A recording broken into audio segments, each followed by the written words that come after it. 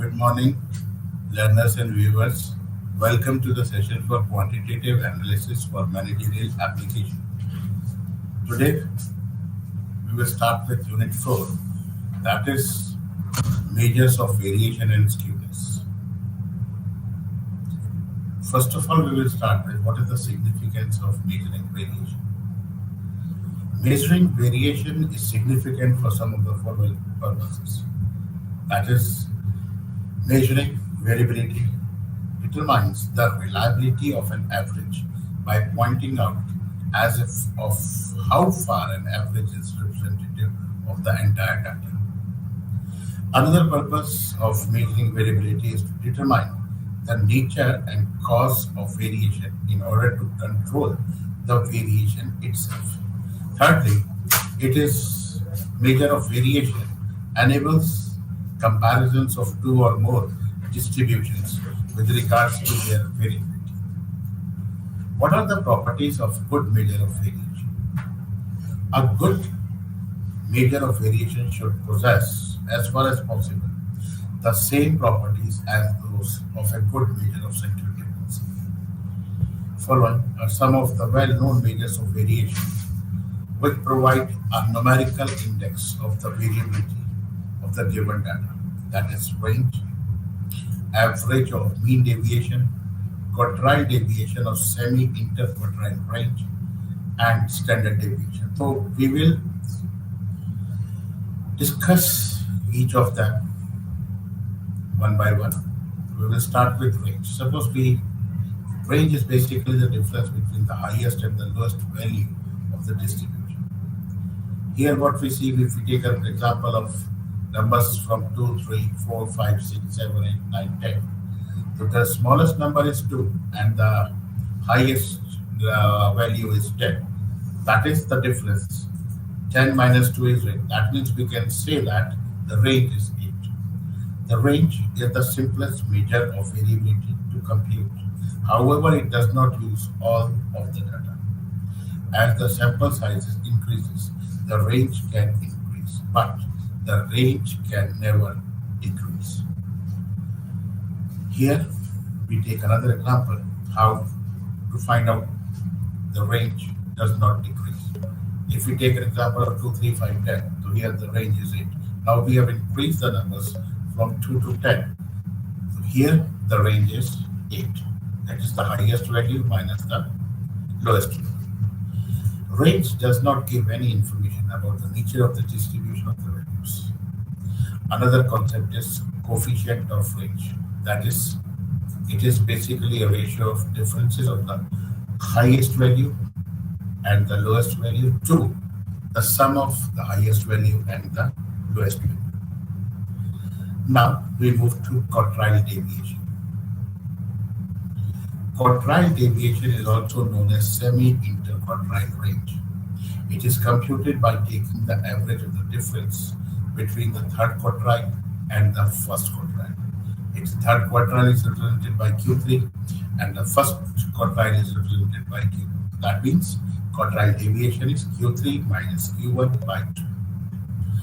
The relative measure corresponding to quartile deviation is called as coefficient of quartile deviation. That is, it is calculated by Q3 minus Q1 divided by sum of Q3 and Q1.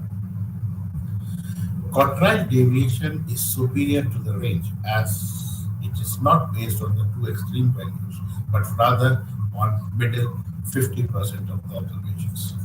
Another advantage of quartile deviation is that it is only measure of variability, which can be used for open-end distribution. Here, the disadvantage of quartile deviation is that it ignores the first and the last 25% of the observations. Then comes your average deviation. The measure of average or the mean deviation is an improvement over the previous two measures in that it considers all observations of the given set of data. This measure is computed as the mean of deviations from the mean or the median.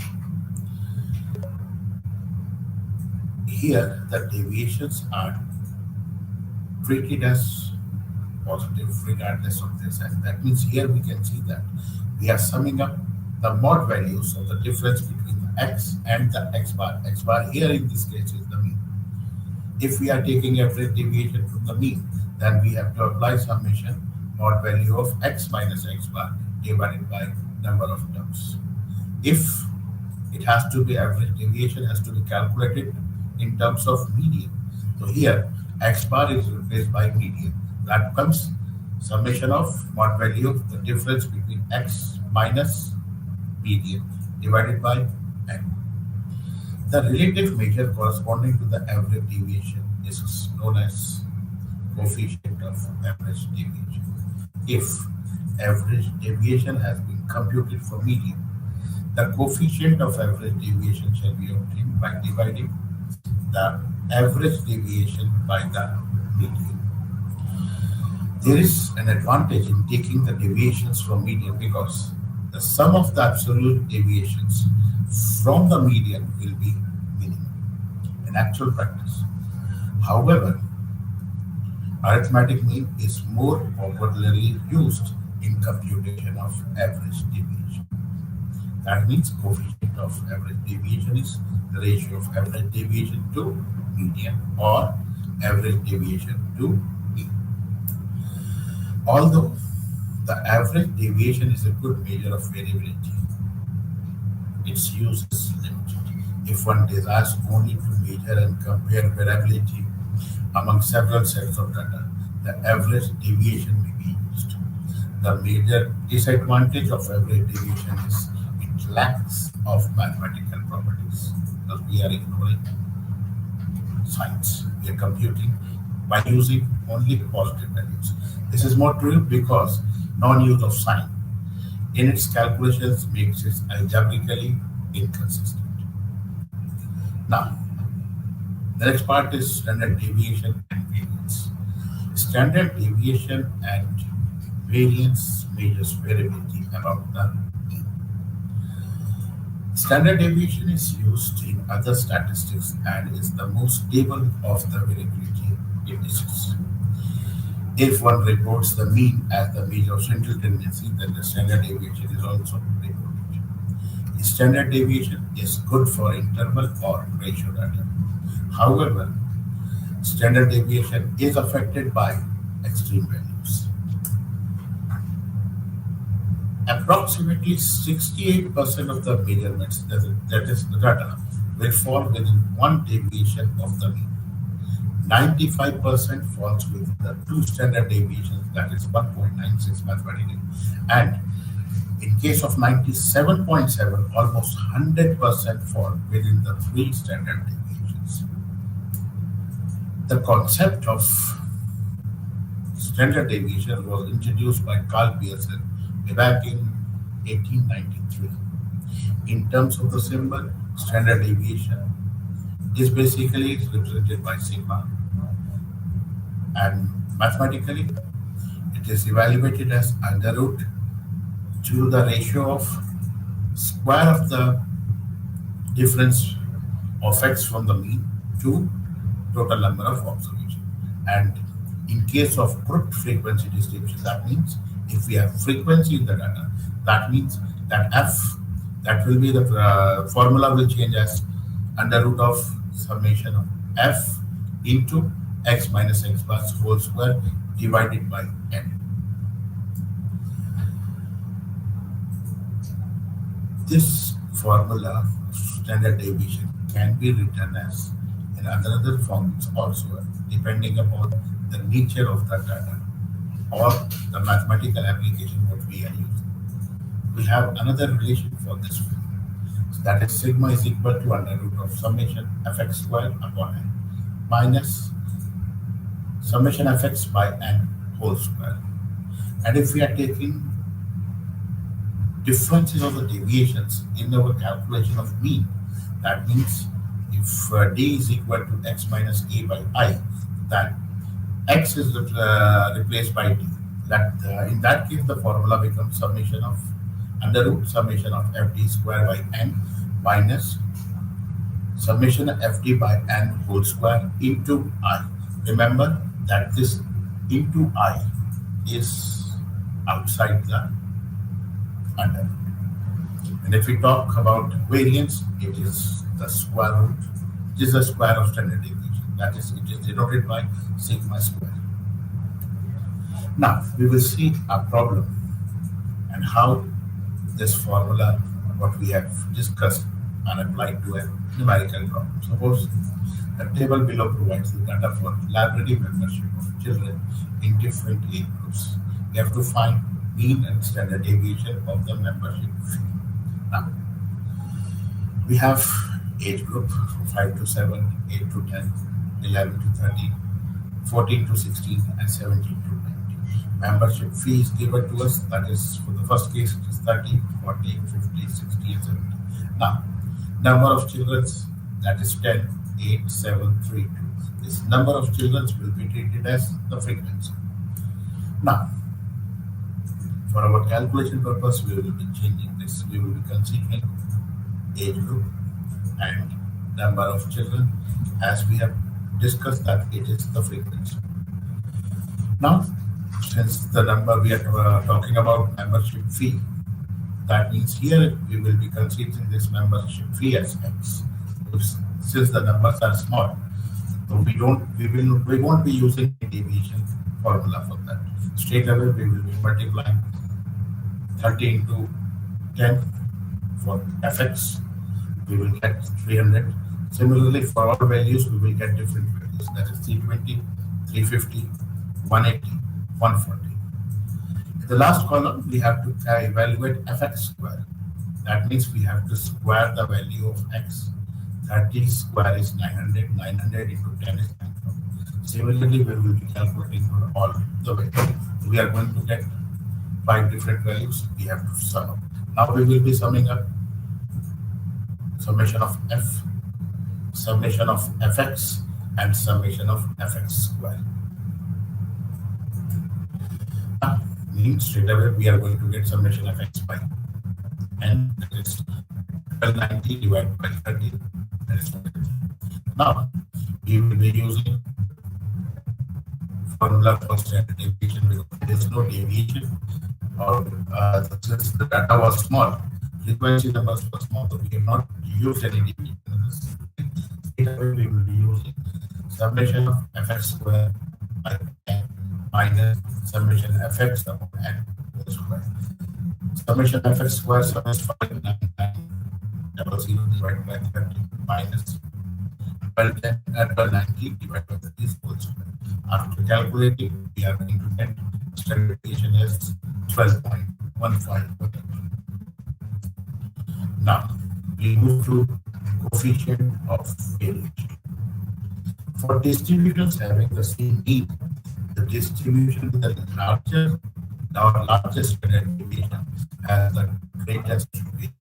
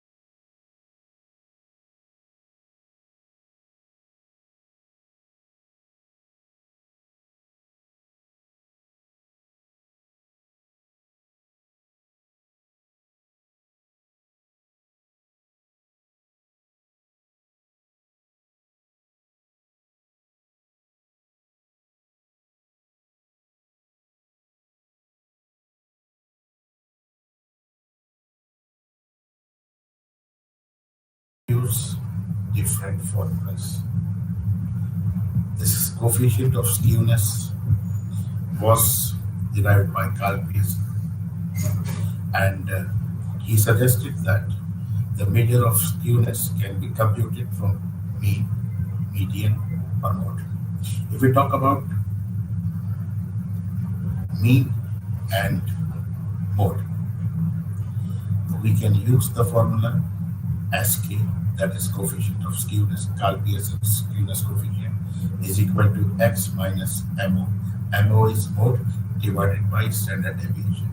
And if we talk in terms of quaternions, that means we will be using a part of median. In that case, the formula is Q3 plus Q1 minus 2 times of Q2 divided by the difference of Q3 and Q1.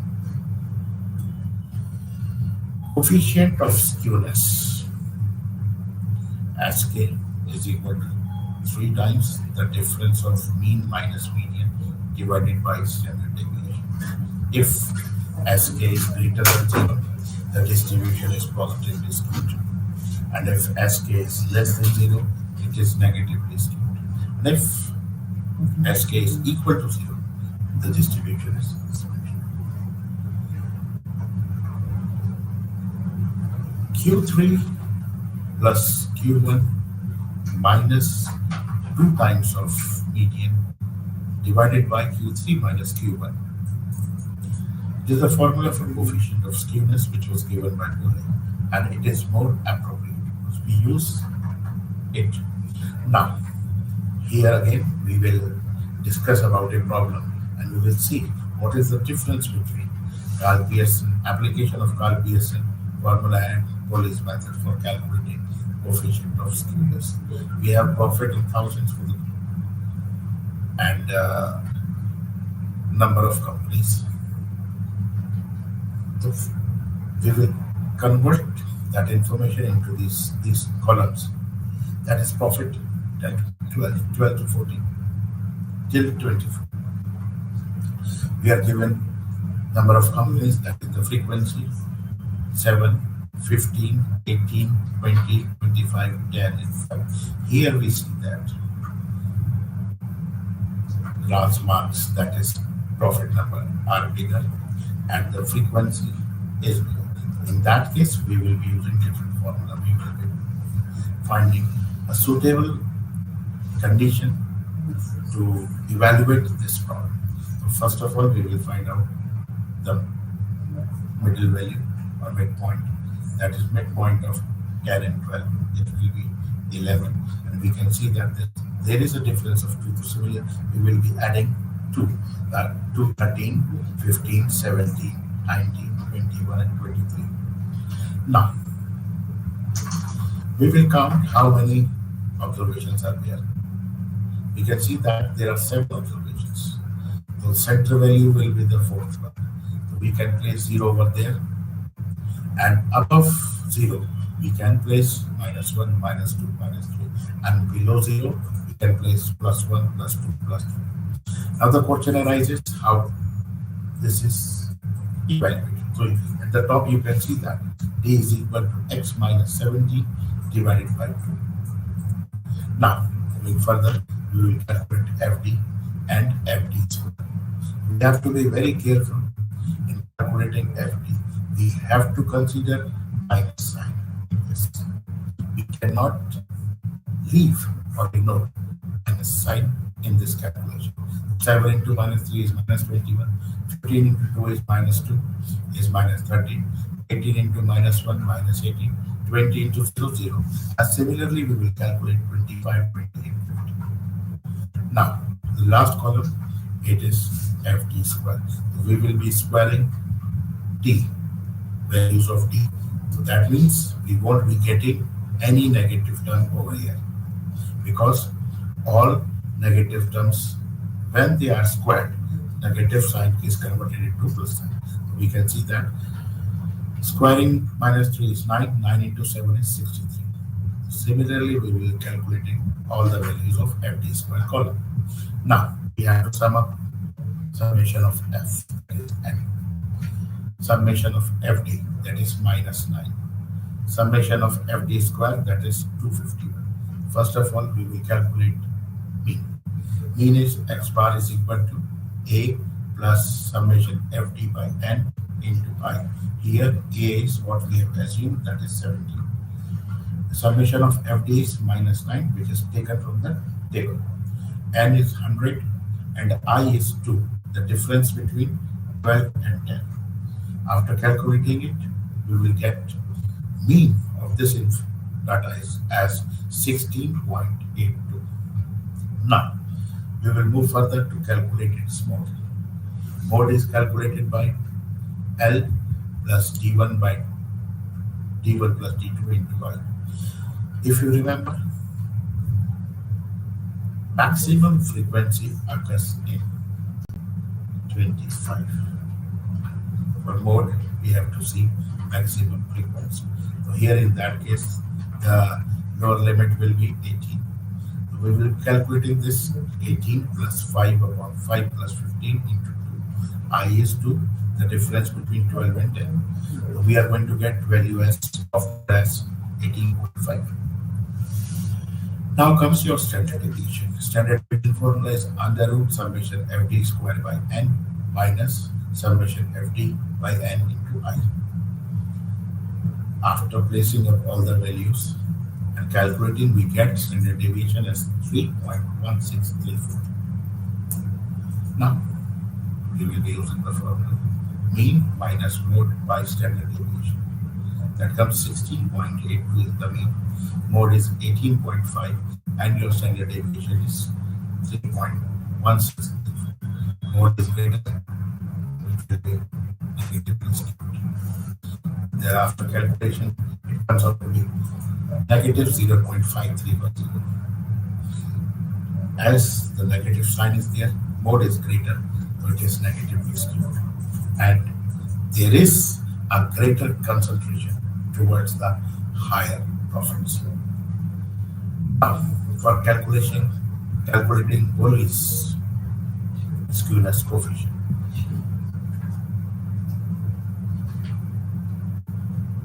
we have company sale below 50, 50 to 60, 60 to 70, 70 to 80, 80 to 100, and the number of companies are 8, 12, 20, 25, and 50. We have to calculate cumulative frequency. Now the thing is that I don't know how many of you remember how to calculate cumulative frequency, so I will be just brushing up. In front of 8, the first value you write 8, and in 8 add 12, so you are going to get respective value of 20. In 20 add 20, you are going to get 40.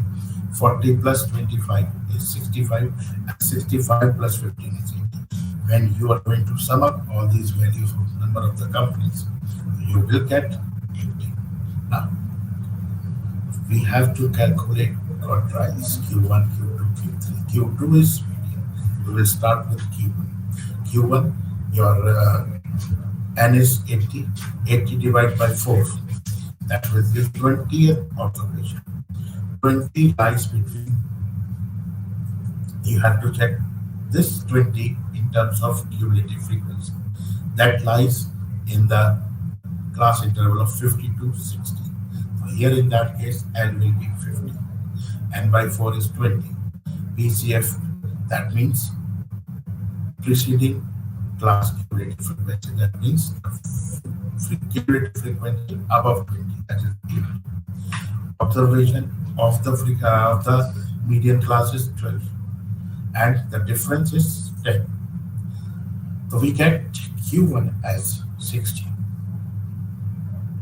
Q2, N by 2. N by 2 is 80 by 2. That is the 40th observation. 40 comes in 60 to 70. So similarly, we will be using the formula Q. As I told you, Q2 is median. So we will be calculating L plus N by 2 minus PCF by F into I. L is 60, N by 2 is 40, PCF 20, and frequency of the median class is 20, and the difference is 10. We get 70. Similarly, we will be calculating Q3. In that case, we will be using 3N by 4. Formula remains the same, but for Q1 it is N by 4, for Q2 it is N by 2, and for Q3 it is 3N by 4.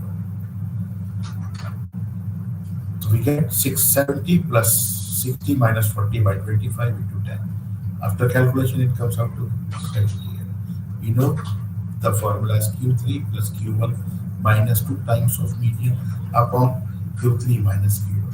Raising up all the values, we get negative 0.11. In Pole's method, we got negative 0.53. This value of coefficient of skewness indicates that distribution is slightly skewed to the left, and therefore there is a greater concentration of sales at the higher values than the lower values of the distribution. And for Carl Pearson method, we got negative 0.11. This value of coefficient of skewness indicates that the distribution is negatively skewed, and hence there is greater concentration towards the higher of it. Now, what is quartile deviation? Quartile deviation is basically the difference between Q3 and Q1 divided by 2. The relative measure corresponding to quartile deviation is coefficient of quartile deviation.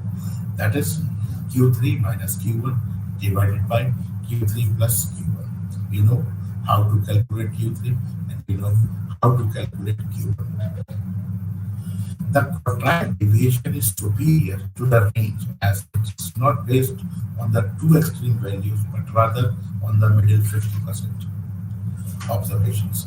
Another advantage of quartile deviation is that it is the only measure of variability which can be used for open-end distribution. And the disadvantage of quartile deviation is that it ignores initial 25% and the last 25% of the observation. Average deviation, it is denoted by AD. It is sum of mod values of difference of x minus x bar, that is mean, divided by n. And if we talk in terms of median, it is x minus median by n. Theoretically speaking, there is an advantage in taking the deviations from median because the sum of the absolute deviations from median is minimum. Now, we move to block 2, which comprises of probability and probability distribution. We have 4 units in that. We will start with what is the basic concept of probability. Probability is concerned with random experiments. Here, data demand and inference to be drawn, and statistical inferences are never certain. Statisticians will be prompted to use prefixes or suffixes as likely or at almost likely. They're not sure. What is the basic concept of probability? Probability and its concept are thus very important to interpret the inferential statistics. The theory of probability is a study of random experiments. In random experiment, set of all possible outcome is always known, but it is not possible to predetermine the outcome. For example, the probability of a coin toss resulting in either head or tail is 1. The probability of coin toss resulting in head is 1 by 2 because the toss is equally as likely as result is tails, and there are only 2 possible outcomes. Probability deals with calculating the likelihood of a given event occurrence, which is expressed as a number between 1 and 0. An event with probability 1 can be considered a certain event, and an event with a probability of 0 can be considered as an impossible event. Or in other words, with the help of probability, we can assign a measure to the uncertainty with the occurrence of each possible outcome in a random experiment. What's this probability of getting a red card from a pack of cards? If we talk about basic theory probability formula, probability of a successful event is favorable cases upon total number of cases. And in a pack of cards, we have 26 red cards. and the total number of cards are 52. The probability of mathematically, the probability of getting a red card from a pack of cards will be 26 divided by 52. That is half. Now, what are the basic terminologies what we use in probability? First of all, it is the experiment. The term experiment is used in probability theory in a much broader sense than in physics or chemistry. Any action, whether it is tossing of a coin, measurement of a product's dimension to ascertain its quality, or the launching of new product in the market, constitute an experiment in the probability theory terminology. Then comes sample space. The set of all possible outcomes of an experiment is defined as sample space. Each outcome is thus visualized as a sample point in the sample space. That means in a toss of a coin, there are two possible outcomes, either a head or a tail. This means that is the sample space. Event. An event in probability theory constitutes one or more possible outcomes of an experiment. That means an event can be defined as a subset of the sample space. That is a part of it. The experiment is a toss of a coin. Sample space is either tails or head, and the event is getting a tail on a toss. Now,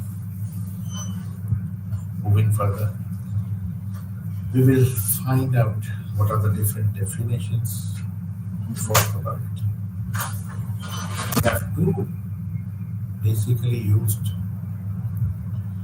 conditions, that is classical definition of probability, and the second one is axiomatic definition of probability.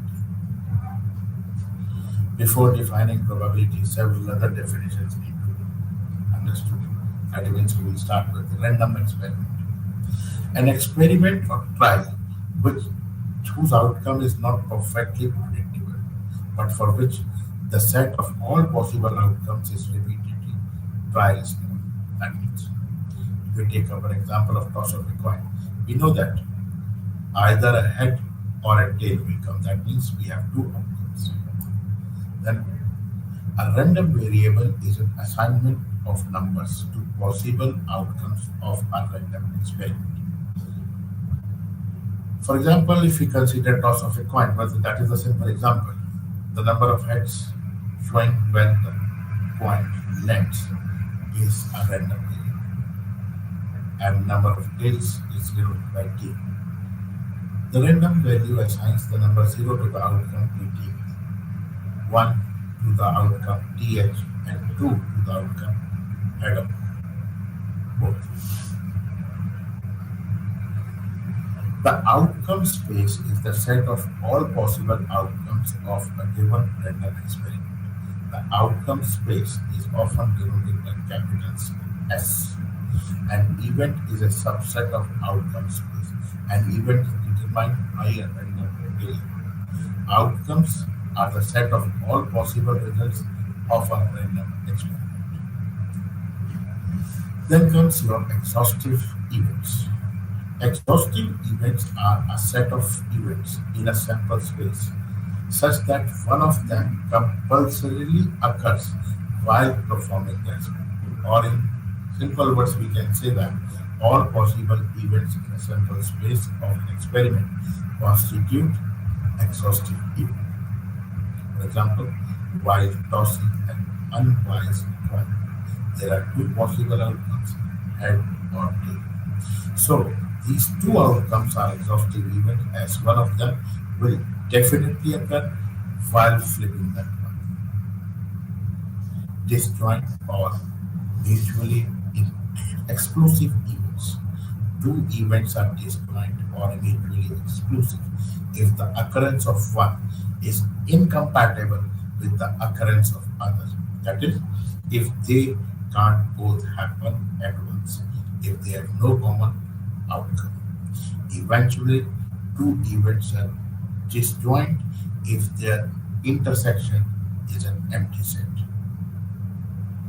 Independent event.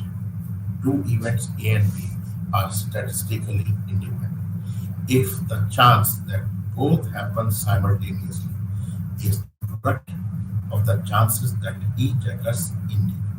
Now, knowledge that one event has occurred does not give any information whether the other event has occurred too.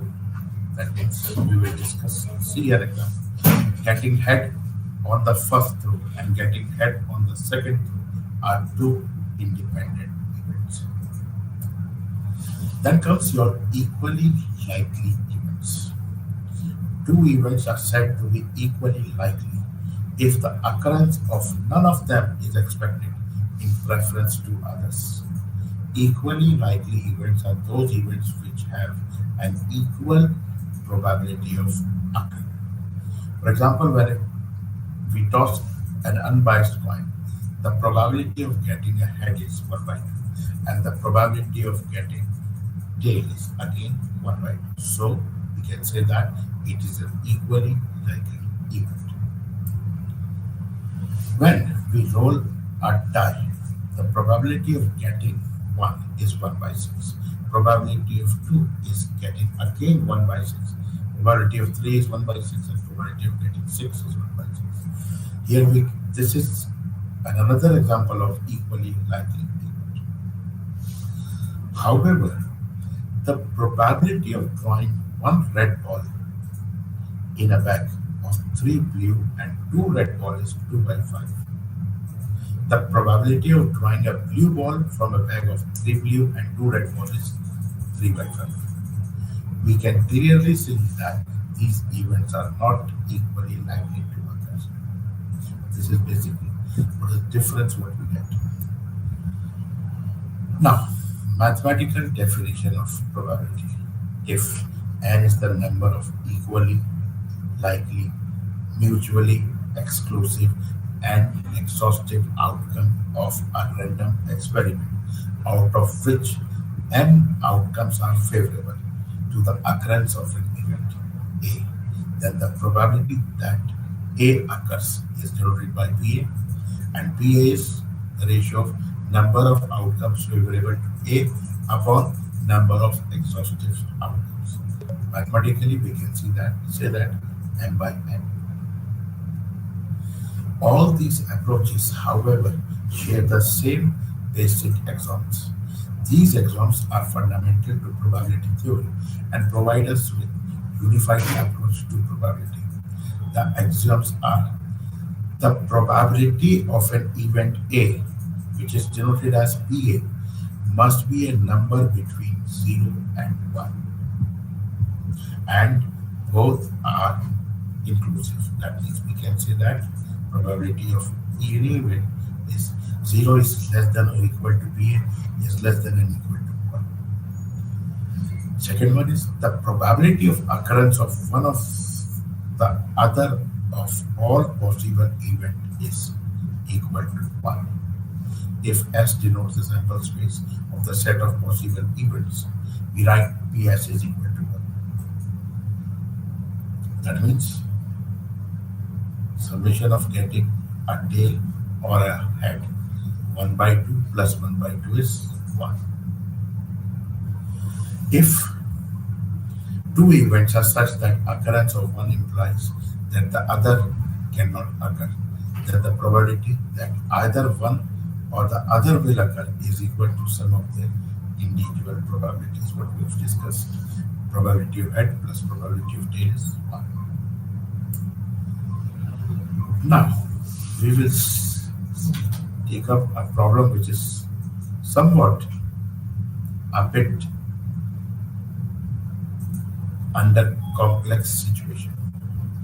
In a survey, it was found that 21 people like product A, 26 like product B, and 29 like product C. If 14 like product A and B, 12 people like product C and A, and 14 people like product B and C.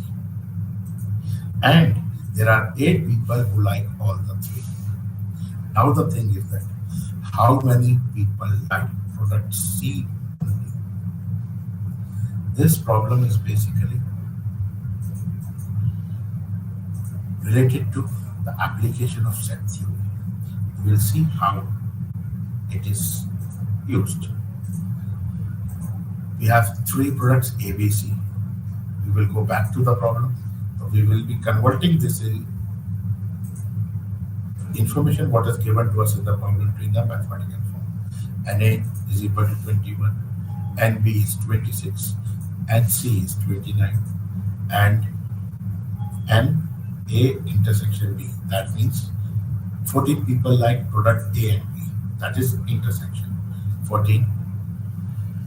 And C intersection A is 12, and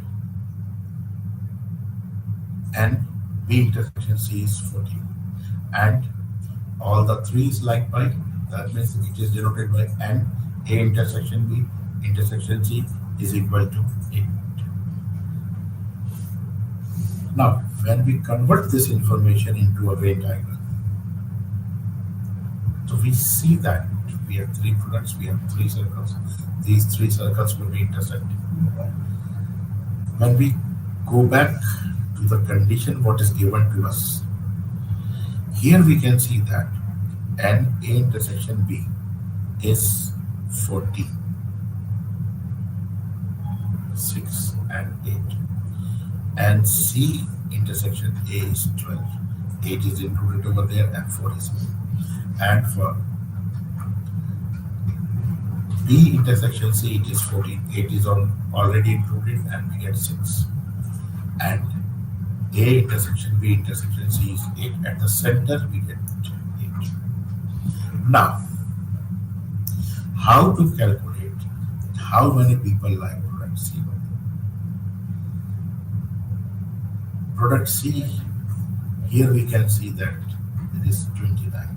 So from this 29, we will be subtracting 4, 8, and 6. We get 11. That means there are 11 people who like product C only. Another problem. We consider your locality where out of 5,000 people residing, 1,200 are above 30 years of age and 3,000 are female. Out of the 1,200 who are above 30, 200 are female. Suppose after a person is chosen, you are told that the person is a female. What is the probability that she is above 30? So we see that there are 2 conditions in the problem. First condition is that a person who is chosen is above 30. And the second case is that she is a female. Now the thing is that going back to the last statement of the problem, if after a person is chosen, you are told that the person is a female, what is the probability that she is above 30? That means we can see that event A has occurred. Event A has to be considered in the condition that B has occurred. If we denote that event by A, we want to find probability of A by B. Out of 1,200 persons who are above 30, 200 are females. That means, and out of a sum of 5,000 people in the locality, 200 possesses the characteristics of being female as above 30. Since event A and B can be defined as events that a person is both a female and above 30 years of age, if we choose A as a person chosen is above 30 years and B a person chosen as a female, that means in terms of probability we are going to get BA as 1,200 to 5,000, BB 3,000 to 5,000, and probability A and B, that is 200 by 5,000.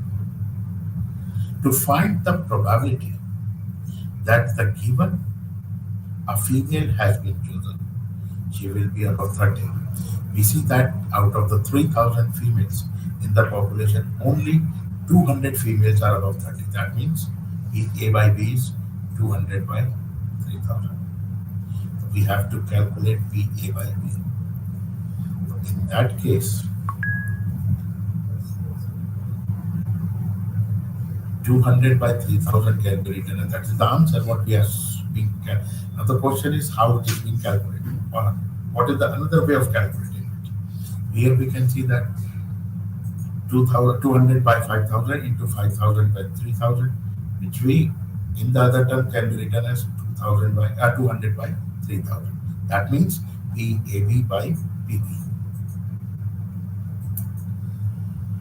In axiomatic approach, probability is introduced as a function of outcomes of an experiment under certain restrictions. These restrictions are called axioms of the probability. We have seen that axiom first one is that the probability of an event is a non-negative real number. That means it will be between 0 and 1. Probability. Axiom 2 is the second axiom implies that the probability of an event that is certain to occur must be equal to unity. How do we assign probabilities to event? There are few theories on probability which will help us in mathematical treatment of the subject of probability. Now, mathematically, while solving the problems, what we will be using. So, the first is probability of null event is 0. If PA bar means negation of A, the negation of A is 1 minus PA. Third theorem is A negation intersection B is PB minus PA intersection B. Now these values will be given to us in the problem. If we talk in terms of addition of probabilities, A union B is equal to PA plus PB minus PA intersection B. Conditional probability theorem, that means A intersection B.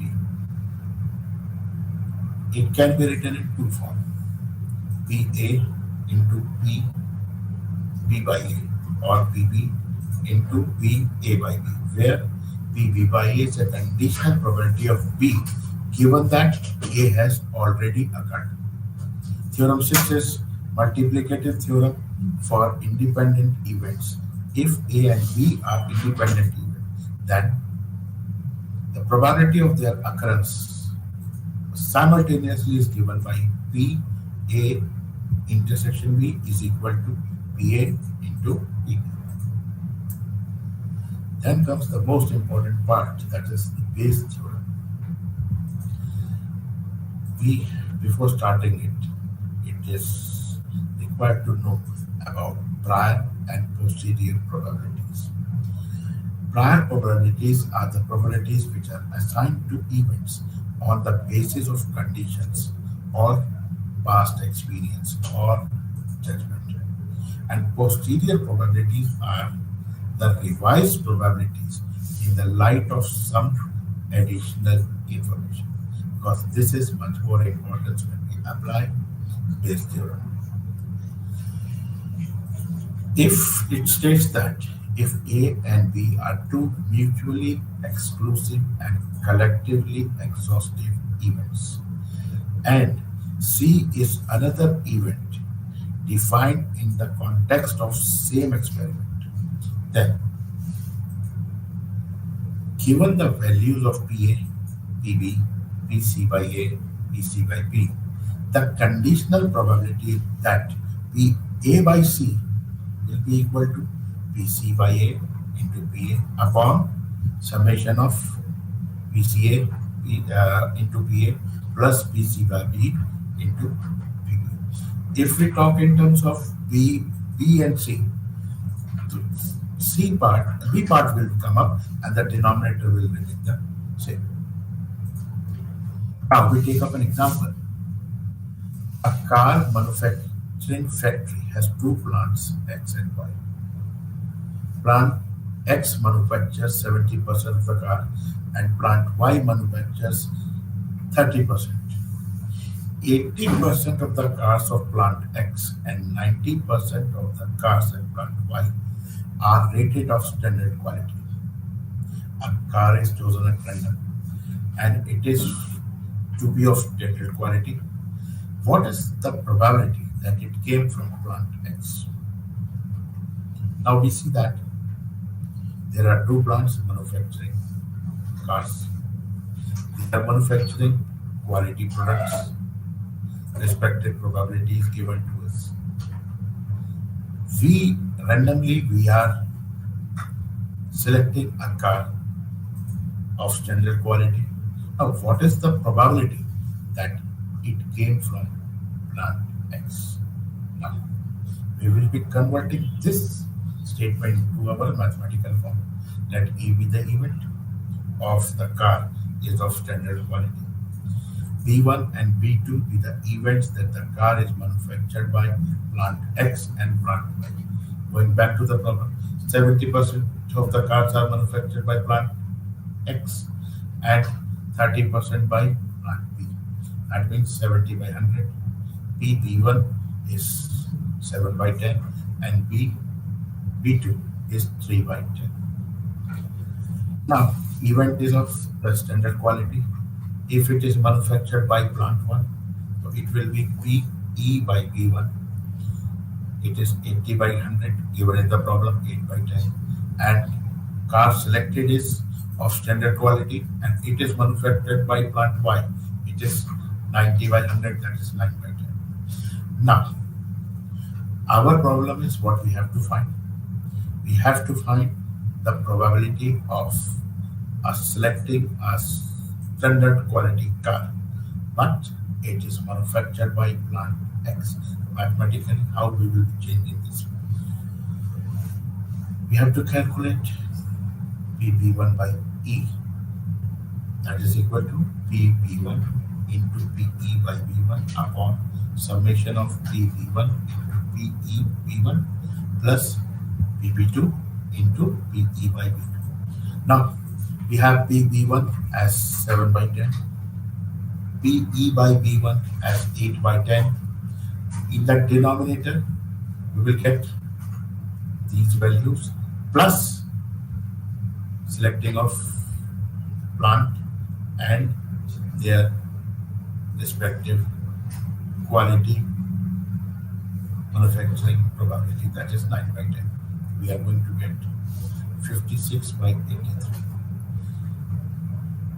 If, just moving further, if we have in the same condition for the same problem, now the problem is we have to calculate the probability that a standard car has been chosen and it came from plant Y. So what we are going to change? In case of B1, we will be using B2, and in case of in the numerator, and denominator will remain the same. The answer will be 27 by 83. Now, we move to discrete probability distribution. If all the possible outcomes of an experiment together with their chances of occurrence were made available, these are the conditions. If betting on heads, you find that a toss of 3 coins may result in 0, 1, 2 or 3 heads with the respective probability of 1 by 8, 3 by 8, 3 by 8 and 1 by 8. We'll see it how we get these values. This representation of all possible outcomes and their probabilities is known as probability distribution. If you are interested in finding out the numbers of heads in tossing of 12 coins, you need to apply a discrete probability distribution. Discrete probability distribution is used or can be used in decision making.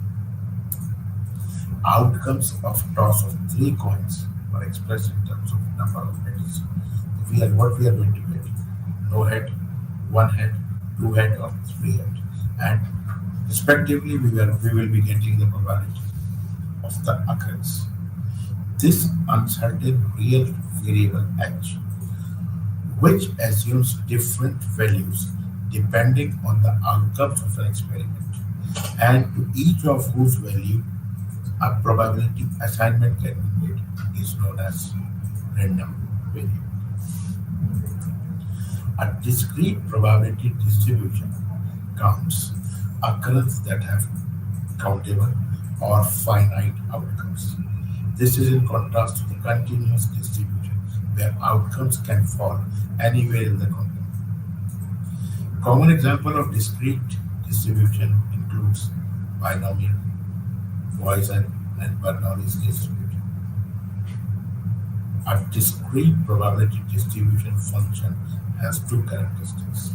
Each probability is between 0 and 1 inclusive, and the sum of the probabilities is 1. Discrete events are those with a finite number of outcomes, that is, tossing of a dice or tossing of a coin. For example, when we flip a coin, there are two possible outcomes, that is, either head or tail. But when we roll a dice, we get an outcome 1, 2, 3, 4, 5, 6. In that case, if we have to compute mean, the mean will be summation of x into px. X is the event and px is the probability of the event. The variance, that is sigma square, and standard deviation sigma of a discrete random variable are numbers that indicate the variability of x over numerous trials of the experiment. Now, we will see what are the different terms what we use in discrete probability distribution. On the left side, we have probability that we were talking about x, 0 head, 1 head, 2 head, or 3 head. These are the discrete values. Distribution of number of heads, that means ph, what is the probability of getting a head? That is 0.125, 0.375, and 0.125. This is the probability distribution. And your random variable is distribution of number of heads. Now, a description given the value of a random variable along with the corresponding probability is called probability distribution of the random variable. If a random variable x takes the values of x1, x2, x3 till xn, and the respective probabilities is p1, p2, p3 till pn, mathematically we can convert it like this. Now, above probability distribution of x is defined only when each probability is greater than or equal to 0, and summation of the probabilities is 1. For mean and variance of random variable calculation, mean is equal to mu equal to ex, which is mathematically equal to summation of xi pi. Variance is sigma square is equal to summation of x square I pi minus mu square, that is mean square, and your standard deviation is the under root of variance. Variance is defined as the expected value of the square of the difference between the random value and its expected value.